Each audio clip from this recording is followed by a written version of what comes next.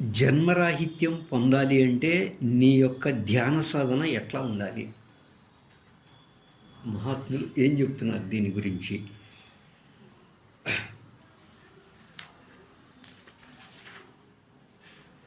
జన్మరాహిత్యం పొందాలి అంటే ఎవరి యొక్క ధ్యాన సాధన అయినా అంటే ఎట్లా ఉండాలి అంటే, రమణ భగవానుల వారు కూడా ధ్యాన సాధన అనే అంశాన్ని ముఖ్యంగా బోధిస్తూ ఉన్నారు.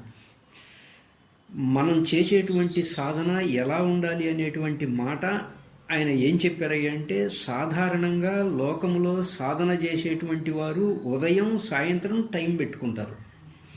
అది ఒక లాంఛనప్రాయంగా జరిగిపోతూ ఉంటుంది. మిగతా జీవన విధానం అంతా కూడా వ్యవహారంతోనే ముడిపెట్టుకోవడం అవుతుంది. అక్కడ ఈ సాధన అనేటువంటిది ఉండదు.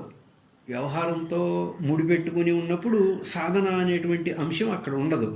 అది లాంఛనప్రాయంగా సాధన చేస్తే మనం లక్ష్యాన్ని చేరుకునే అవకాశం ఉండదు. లక్ష్యం అంటే జన్మరాహిత్యం లేదా మోక్షం. అక్కడికి చేరే అవకాశం ఉండదు మనకి. అందుకని ధ్యానం పట్ల మనకు తీవ్ర జిజ్ఞాస ఉండాలి. అలాంటి జిజ్ఞాస ఉంటేనే మనం లక్ష్యాన్ని చేరే అవకాశం ఉంటుంది. లేదంటే ఏదో జీవితంలో చేస్తున్నాం అనిపించుకోవడం తప్ప దానివల్ల కలిగే పరమ ప్రయోజనం అనేటువంటిది పూర్తిగా పొందే అవకాశం లేదు. అందుకని మన సాధన అంటే మన ధ్యాన సాధన ఎలా ఉండాలి అనే మాటకి రమణ భగవానుల వారు ఏం చెప్తున్నారయ్యా అంటే, ఆజ్యధారయా శ్రోతసామం తరల చింతనం వేరళ తత్వరం. అంటే ఎలా ఉండాలి అనే మాటకి ఆజ్యధారయ, నెయ్యి పోస్తూ ఉంటే ఎట్లా అయితే తెంపు లేకుండా క్రింద పడుతూ ఉందో అట్లా మన యొక్క ధ్యాన సాధన విధానము కూడా భగవంతునికి ఆజ్య విధానముగా అర్పించాలి అంటున్నారు రమణ భగవానుల వారు. ఆజ్యధారయ స్రోతసామం అంటే నదీ ప్రవాహం ఎట్లా తెంపు లేకుండా పోతూ ఉంటుందో రెండు రకాలుగా చెప్పాడనమాట. నదీ ప్రవాహం ఎట్లా తెంపు లేకుండా పోతూ ఉంటుందో ఆ విధానముగా ధ్యానము కూడా మన జీవన విధానంలో కలిసిపోయి కొనసాగాలి అనేదిగా రమణ భగవానులు వారు చెప్తున్నారు. ఉదయం లేవగానే మన మనస్సు శ్వాసను గమనించే విధానంలోకి వెళ్ళిపోవాలి. ధ్యానం ఎప్పుడైనా చేసుకోవచ్చు. ఏమండి, ఉదయమే లేగుస్తాం, అది అశుచేగా అయినా కానీ ధ్యానం చేసుకోవచ్చు అంటారు కృష్ణ పరమాత్మ. ఆసీనోవా శయానోవా గచ్చన్ తిష్టన్ సదా అశుచి. ఏమండి, ఉదయం లేస్తాం అశుచేగా అయినా కానీ ధ్యానం చేసుకోవచ్చు అంటున్నారు మహాత్ములు. కాబట్టి ఆత్మ సంబంధ ధ్యానానికి ఎలాంటి పట్టింపులు లేవు, ఇక్కడ ఎలాంటి మైలలు లేవు, ఎలాంటి విధి విధానాలు లేవు. నువ్వు ఎప్పుడైనా సదా అశుచి. లోన ఉన్న ఆత్మ అనేటువంటిది నీవు, అంటే నువ్వు ఆత్మస్వరూపం. నీ స్వస్థలం నువ్వు వెళ్ళేటువంటి విధానంలో ఏ నియమాలు నీకు పెట్టల వాళ్ళు. ఆత్మ అంటే ఏంటి? నీవు నీ స్వరూపభావాన్ని పొందే ప్రయత్నం చేస్తున్నావు ఇక్కడ, అంతవరకే. నీ ఇంట్లో నువ్వు ఉన్నప్పుడు ఏ విధానంగా ఉంటావు? నీ ఇష్టం. బన్నీ వేసుకుని ఉంటావు, చొక్కా లేకుండా ఉంటావు, నీ ఇష్టం. అదే వేరే చోటుకి వెళ్ళాలంటే చక్కగా నీట్గా వెళ్తాం, నియమాలు కూడా ఉంటాయి. అందుకని ధ్యానము అనేది నీ లోపలికి వెళ్ళే విధానం, దేవతారాధనేమో బయటికి వెళ్ళే విధానం. అక్కడ మర్యాదలు పాటించాలి. బయట ఉన్న దేవతల దగ్గరికి వెళ్ళాలంటే కొన్ని మర్యాదలు పాటించాలి, కొంత స్నానం చేయాలి, కొంత డ్రెస్ వేసుకోవాలి. కానీ నీ లోపలికి వెళ్ళే విధానములో, నీ స్వరూపంలోకి వెళ్ళే విధానములో ఇక్కడ మహాత్ములు, అయ్యా అమ్మలారా, నువ్వు ధ్యానం ఎప్పుడైనా చేసుకోవచ్చు. తస్మాత్ సర్వేషు కాలేషు నుండి యోగయుక్తో భవార్జున.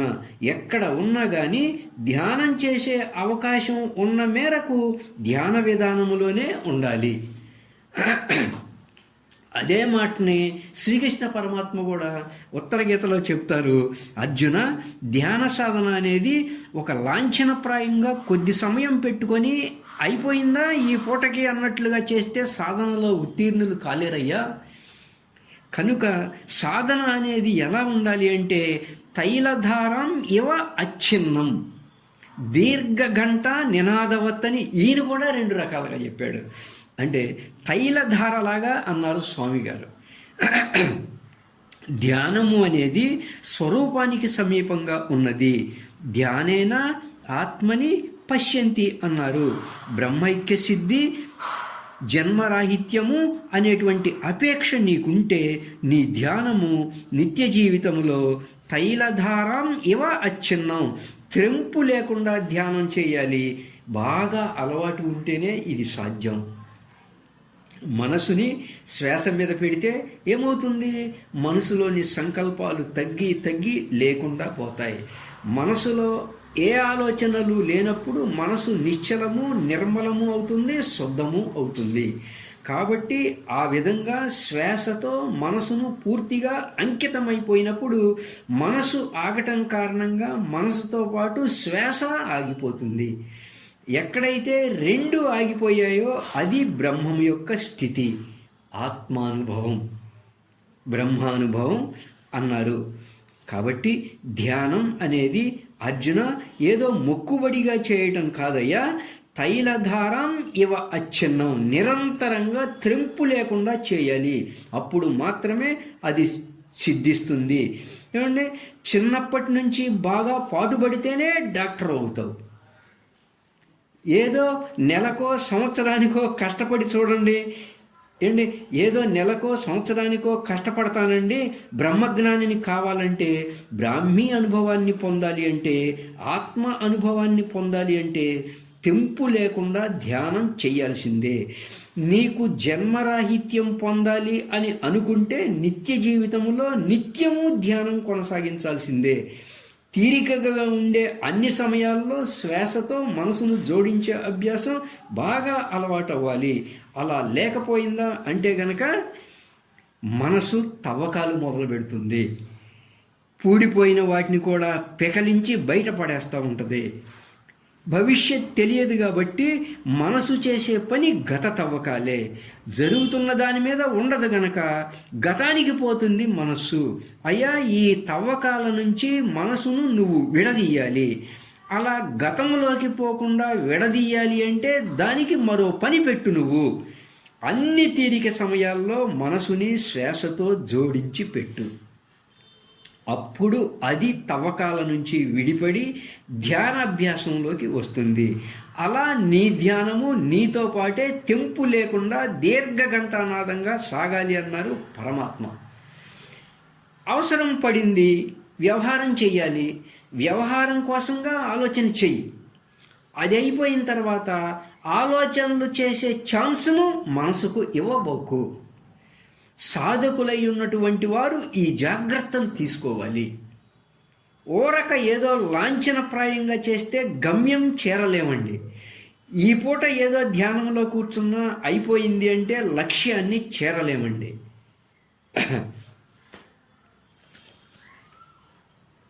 అలా కాకుండా ఉన్నట్లయితే మనసు ఆలోచనల మీదకి వెళ్ళిపోతుంది.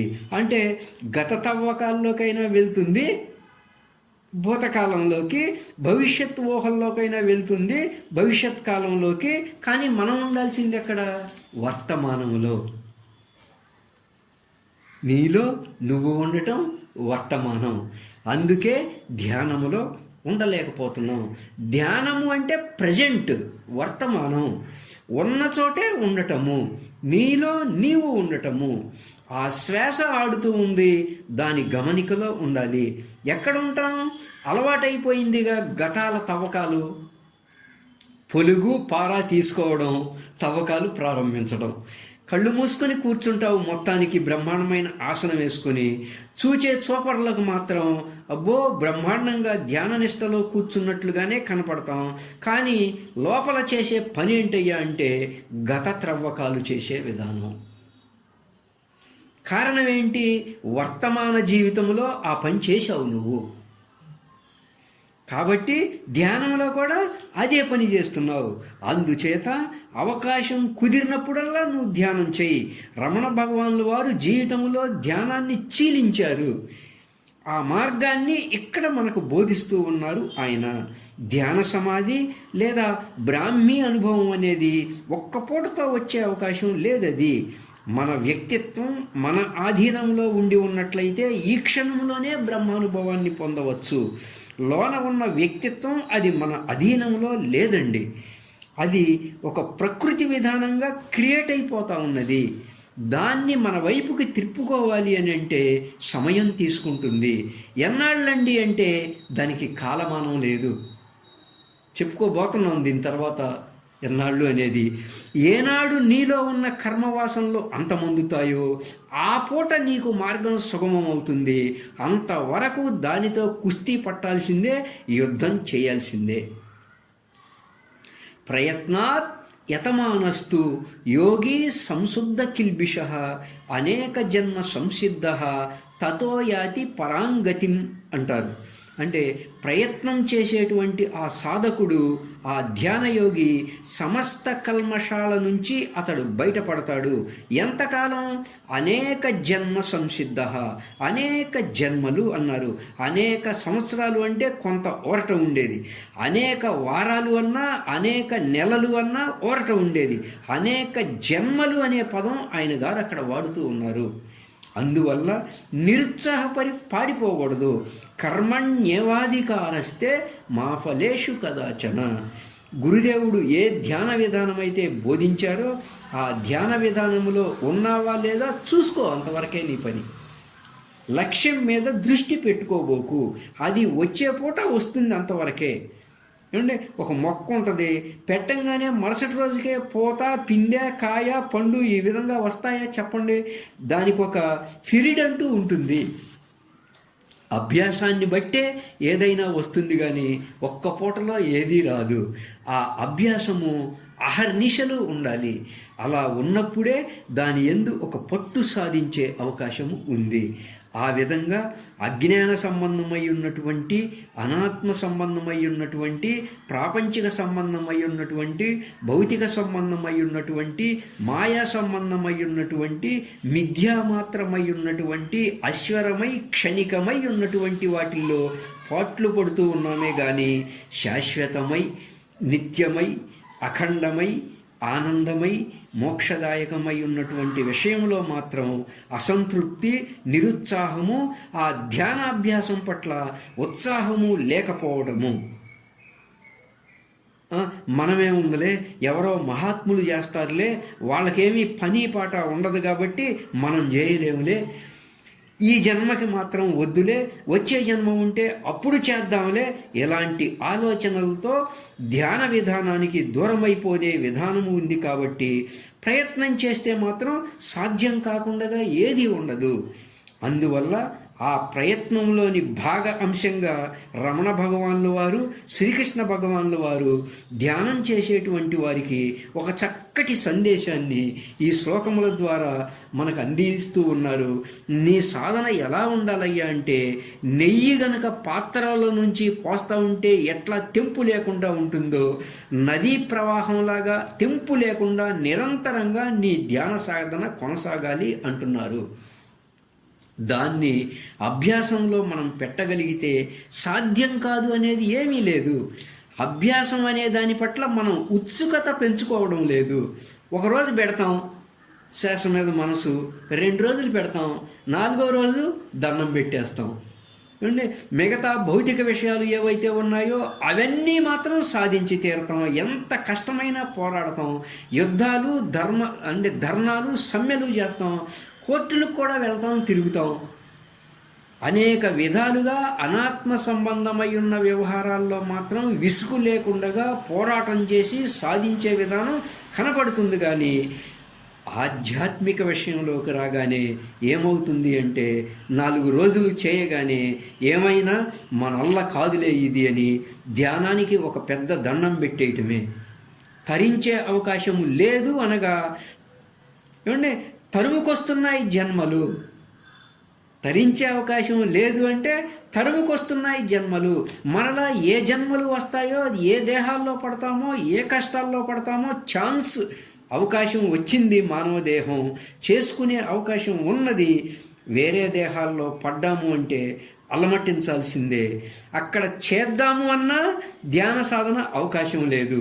అక్కడేమో తీరిక ఉంటుంది, కానీ ధ్యాన సాధన చేద్దామంటే అవకాశం ఉండదు. ఇక్కడేమో సమయం మింగేసే విధానం ఉంది, అనేక వ్యవహారాలు కదా, తీరిక ఉండదు. వేరే దేహాల్లో వెళ్ళి పడ్డామనుకోండి, అక్కడ పనేమీ ఉండదు, సమయం ఉంటుంది, కానీ ధ్యానము చేసే అవకాశం అక్కడ ఉండదు కదా. ఇతర ఏ దేహాల్లోకి పోతే ఏముంది అక్కడ? వ్యవసాయమా, ఉద్యోగమా, వ్యాపారమా, టైంకి ఆకలి అయ్యిందా, ఏవో తింటాయి, పడుకుంటాయి. అందుచేత వేరే దేహాల్లో పడితే అక్కడ ధ్యాన సాధన చేసే అవకాశమే లేదు. మానవ దేహంలో ఉన్నటువంటి వారికి మాత్రమే అన్ని అవకాశాలు ఉన్నాయి. పాపం సంపాదించుకోవచ్చు, పుణ్యం సంపాదించుకోవచ్చు, జ్ఞానం సంపాదించుకోవచ్చు, ధ్యానం సంపాదించుకోవచ్చు, మోక్షం సంపాదించుకోవచ్చు. అనేకం సంపాదించుకునే అవకాశాలు ఒక్క మానవ దేహంలో మాత్రమే ఉన్నాయి. దేవతా శరీరముల్లోకి వెళ్ళినప్పటికీ కూడా అవకాశం లేదన్నారు పెద్దలు. చూడండి, అందుచేత మానవ తనువు ఉన్నప్పుడే చక్కగా ఆ ధ్యాన సాధన మార్గములో పయనించి లక్ష్య సాధన కోసంగా ప్రయత్నం చేసే విషయములో మహర్షులు సాధన అంశాన్ని బోధిస్తూ ఉన్నారు. ఆజ్యధారయా శ్రోతసాసమం. నీ సాధన ఎట్లా ఉండాలి, నీ ధ్యాన సాధన ఎట్లా ఉండాలి అంటే, నెయ్యి పోస్తున్నప్పుడు ఎలా తెంపు లేకుండా నదీ ప్రవాహం ఎట్లయితే ఉన్నదో అలాగే తైలధార ఇవచ్ఛిన్నం అంటే త్రెంపు లేకుండా తైలధారలాగా ధ్యానం చేయాలి అని అంటున్నారు మహాత్ములు. ఏదో ఉదయం పూట సాయంత్రం పూట లాంఛనప్రాయంగా ధ్యానం చేయడం కంటే అనుస్రోతముగా ప్రవహించే విధానాన్ని జీవితంలో అనుష్ఠించినట్లయితే వారు లక్ష్య సాధన, జన్మరాహిత్యం అనేటువంటి లక్ష్య సాధన పొందే అవకాశం ఉంటుంది అనే విధానముగా మహాత్ములు బోధించారు. వారి యొక్క విధానాన్ని ఆచరించి అందరము తరించదముగాక.